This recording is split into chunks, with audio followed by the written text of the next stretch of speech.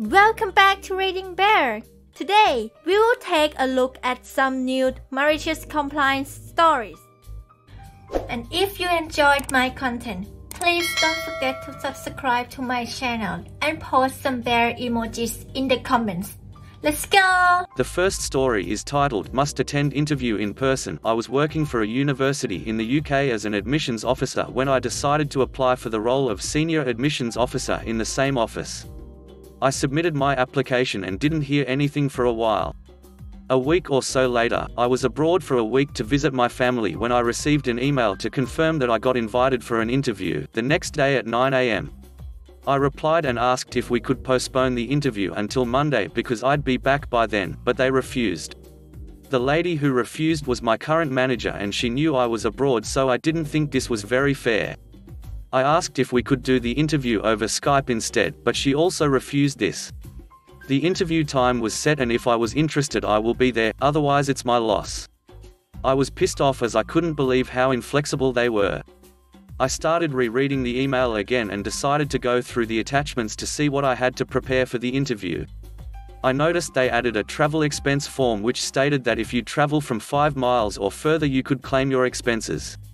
Being abroad in Europe is definitely over 5 miles, so I decided to drive to the airport, booked the last flight which was £350 for a one-way flight, got a cab from the airport and stayed in a hotel near the university as my house would have been at the other side of London. I made it to the interview in time and they were shocked to see me as they obviously didn't expect me. The interview went well, but I did not get the job. When I handed in my expense claim form I was advised that it only applied to UK travel and they refused to pay. I asked them why they sent me the claim form when they knew I was traveling in from abroad and said that nowhere on the form it stated that it was for UK travel only. They said it was their policy, but I was not allowed to view said policy. I was due a lot of money, so I decided to file a Freedom of Information request for them to provide the policy. This appeared to be a historical policy, and as they could not send me the evidence they decided to pay my travel expenses which came to a total of £550 plus. The policy has been updated since. The next story is titled, Parents Forbid Me to Use My Preferred Name at School? I'll just keep adding letters to the end of it. I came out to my parents as a trans man before the start of my freshman year of high school, and they were extremely hostile about it. So much so that they forbade me from using my chosen name at school or even with my friends. Well, I thought that was a load of crap and changed my name in the school system on the first day. It had my legal name listed, but for most purposes my preferred name was used. After about 3 months they found out about it and were pissed. So they said to me, "Op, you have to change your name in the school right now." So I was like, okay, I will. And so I changed it from Bob, not my actual name, to Bob. The next day they checked the homework portal again and discovered I had indeed changed it, but not to my legal name. "Op, we told you to change it back to legal name." "No, you told me to change it." And I did. My God, were they pissed. I was grounded for a month and my phone was taken, but it was totally worth it. So after that, every time they told me to change it I would tack on another letter. By the end of the school year my name was Bob.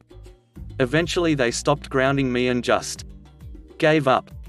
I was allowed to use my preferred name the rest of high school, provided it wasn't around them. The next story is titled, Pay More for Less Food? Okay, so I work for a major restaurant chain as a server. Given ongoing situation, we had been doing takeout and delivery only at the time of this story. Also, we were honoring our online-only deals in an effort to increase business. Normally our food is fairly expensive without being a fine dining place. These online deals would discount the total cost around 50%. Great value. I was working the front host stand and therefore answering phones. I had one customer call to order pickup and he promptly cut me off midway through my answer speech. This immediately irritates me, but I take breath and soldier on. I just continue expecting a certain type of customer interaction at this point.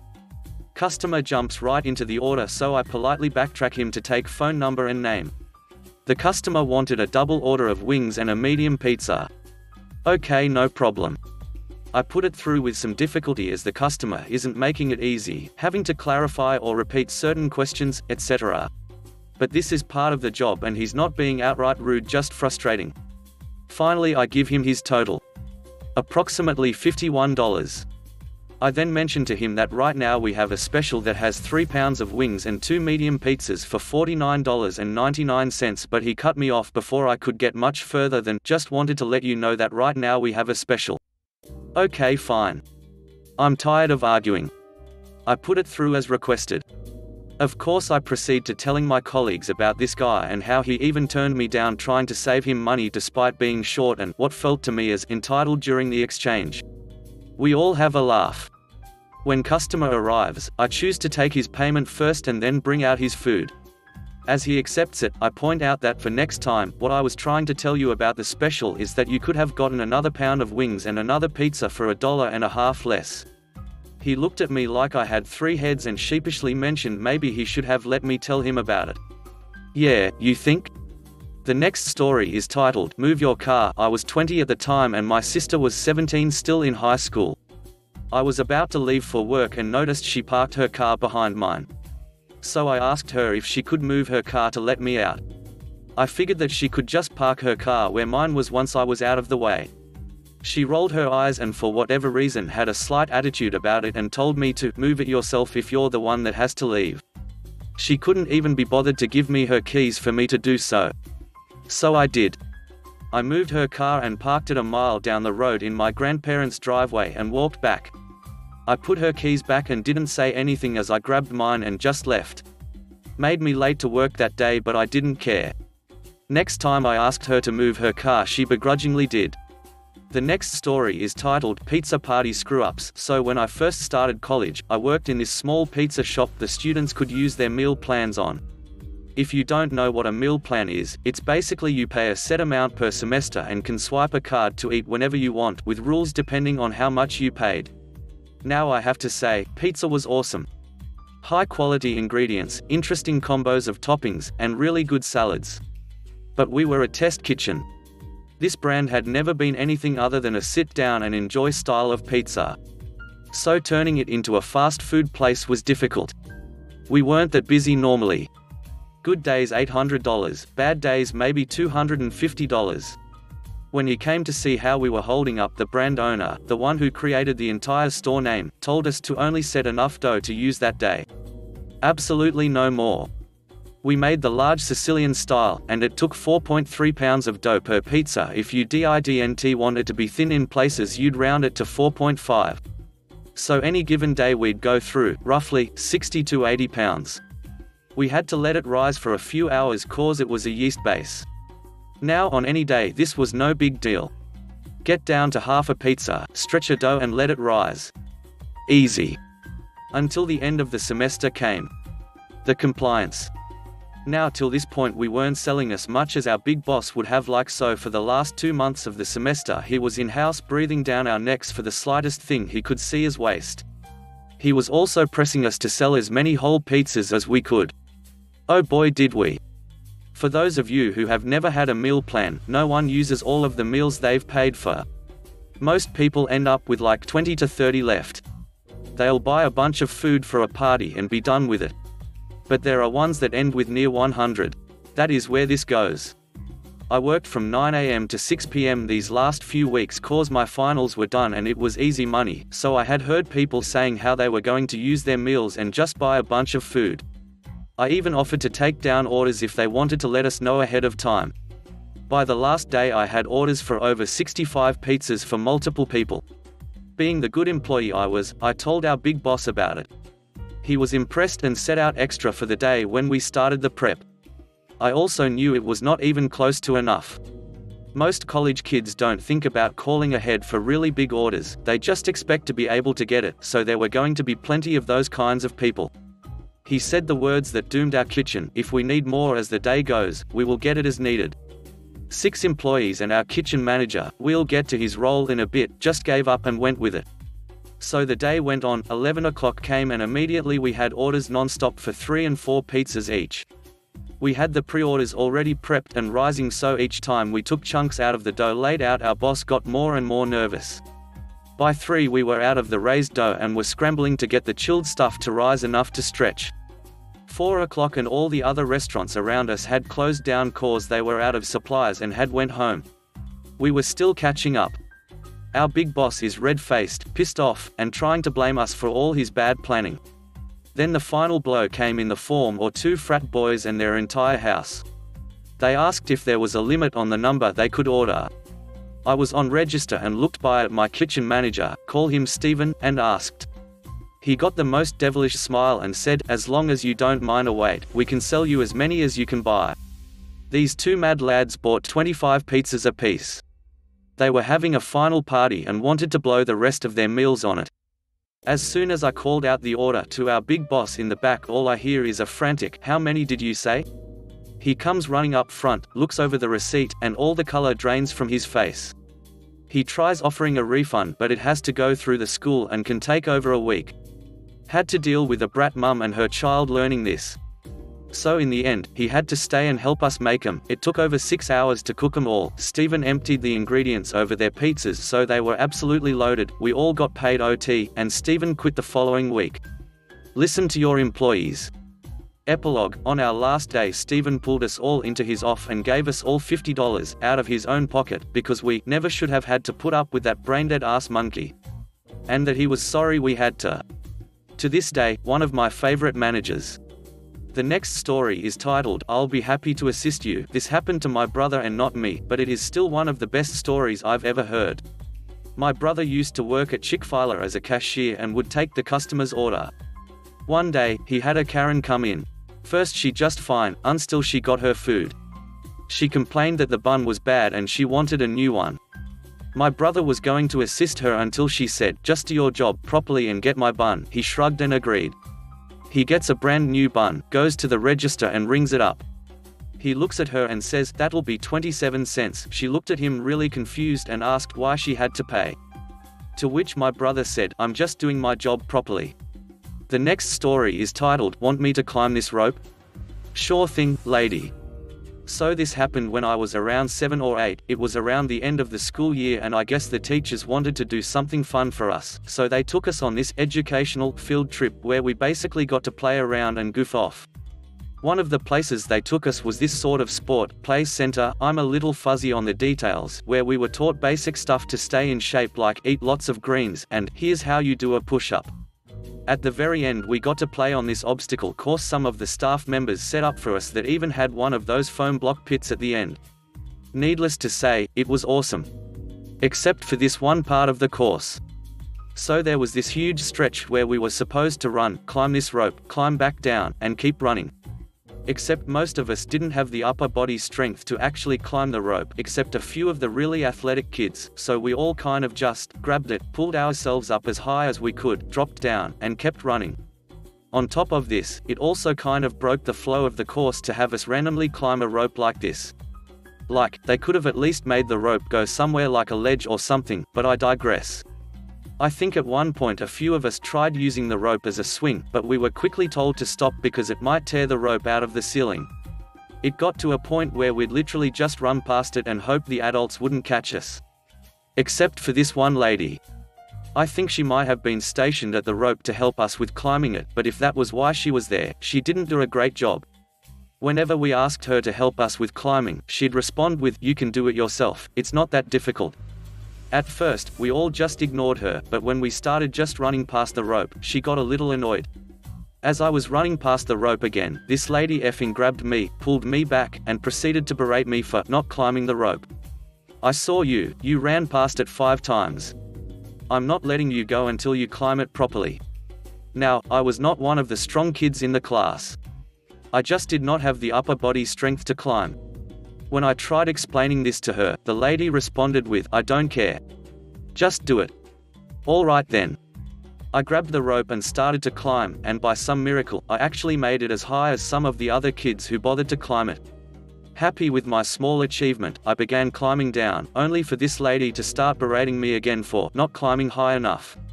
Then she proceeded to grab my legs to keep me from going any lower. I think a few of my friends noticed at this point what was going on and tried to talk her into letting me go, but she just ignored them. Fine, she wanted me to climb. I'd effing climb. Out of pure spite, I began climbing even higher. I think at around 10 feet, the lady began to panic, because I heard her say, "Okay, I think that's high enough." I kept going. At around 15 feet, she said that she'd let me down now.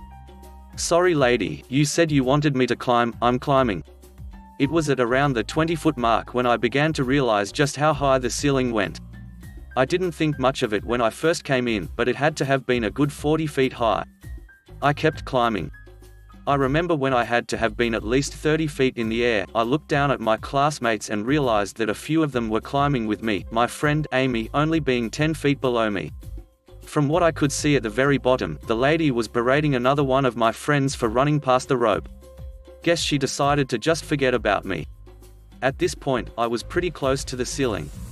I even considered climbing to the very top, but then I saw a few spiders crawling around, and decided against it. Like most girls back then, I was extremely arachnophobic.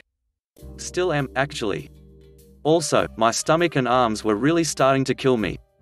Finally, the teachers called time, and I finally climbed down. I was a little miffed about not being able to run through the obstacle course a few more times, but if the lady wanted me to climb, then of course I had to do it. As I got lower, I heard a commotion around the bottom of the rope, and looked down to see the other kids who climbed it like I had, talking with the teachers and this guy who I think ran the place. I climbed lower, and began to hear the lady explaining that she had asked me to climb the rope, but she wouldn't stop. The possible owner looked up at me and gestured for me to climb down. Finally, I was at the ground, where all the adults started asking me why I had climbed so high. Putting on my best innocent 7-year-old face, I proceeded to tell them everything this lady put me and the rest of my class through. I think a few of the other kids chipped in with their own accounts of her bull. All the adults there started freaking out on her, and I think she got fired on the spot. Moral of the story? Never underestimate a second grader's capacity for spite. The next story is titled, How I Ruined 2 Years of a Dick's Work on Ark Survival Evolved. I saw a post recently on Pro Revenge about someone taking revenge on someone in Ark Survival Evolved, great game currently free on the Epic Games Store. Which reminded me of this story. Now I love Ark with my whole life. I put over 5,000 hours into it, but this is a story of my first 1,000 hours, aka I didn't know everything yet. I joined a PvP private server. You have official servers hosted by the devs and private servers hosted by players. I instantly got invited to a tribe and was very happy, and it seemed like a nice tribe at first. It was one of the strongest tribes on the server, and I really didn't wanna get kicked because of this, so I did everything they asked me to do. Now they were real dicks, and I realized this after about a week, since I had to do all the work while they got to do fun stuff. They told me to get metal and don't stop until I had at least 5,000, this is a lot. However, they never told me what to do with the metal, so I gave it to their nemesis. Their nemesis didn't trust me at first but took the metal. Of course they kicked me for not doing my job. But what they didn't know is that I took everything I did with me, since they never told me what to do with anything. Which included crafting a lot of C4 and the bullets in their turrets before I got kicked. While they were offline, I gave it to their nemesis, who now trusted me. So after I got kicked, I went to their nemesis. The idiots that kicked me didn't even realize I took the bullets out, so we got in quite easily. We handcuffed and trapped them inside their own base with C4 everywhere. I knew their sleeping schedule, so we waited until they were all online before blowing their base, on which they worked for over 2 years with their own C4. They all stopped playing after this, and I sometimes wonder if they found another server to get slaves on. I know this turned into a revenge story after the first half, but they deleted it on Pro Revenge, so I thought I'd share it here. The next story is titled, You Didn't Ask Me to Do It, So I Didn't. This isn't my story, but one of my mum's. It's not that extreme, but I think it's pretty amusing. When her and my dad were first living together, she would always do all of his laundry for him, mostly to save time and water, etc. He grew up always having his laundry done for him, so he didn't really know how to do it. My mum got fed up of always doing his laundry for him, so one day she asked him if he could pitch in and do his own laundry for once. My dad got a little defensive and told her, I never asked you to do it. So, from that day on, she stopped doing his laundry. Simple as that. A week or so later, my dad came up to her and asked where all of his clean clothes were. My mum replied, I dunno, wherever you left them. Probably in that pile over there, she said, pointing to his pile of dirty laundry. My dad got defensive again, saying, what, in an irritated tone. My mum calmly replied, "You didn't ask me to wash your clothes, so I didn't." He always did all of his own laundry after that lol. It got the message across. The next story is titled, "You Want Me to Draw for Class? I'll give you a masterpiece." So I'm studying to be in a field where we'll maybe have to plan display windows sometimes, but it's really not a big part of the job for us. I'm the kind of person to make all the writing and research assignments in school really fast and use the time in between to draw because I'm bored. However, one of the teachers isn't a big fan of my way of working, so she gave us an assignment to design a display window to keep me productive during class. If you tell me to draw something, I take it seriously. And oh boy was I productive. I spent many classes designing it, and at one point she was like, "Okay, stop, it's good enough," but I refused to submit it and told her I'd bring it the next day. I ended up using the entire day and night painting it to the best of my ability. When I submitted it, there was a unique expression of amazement and being done with me on her face. She just took it and marked the assignment done. She hasn't given us artsy assignments since then, and it has been a long time. I'm quite sad I didn't get it back. It really was my masterpiece. If you enjoyed the video, please subscribe to the channel and post some bear emojis in the comment.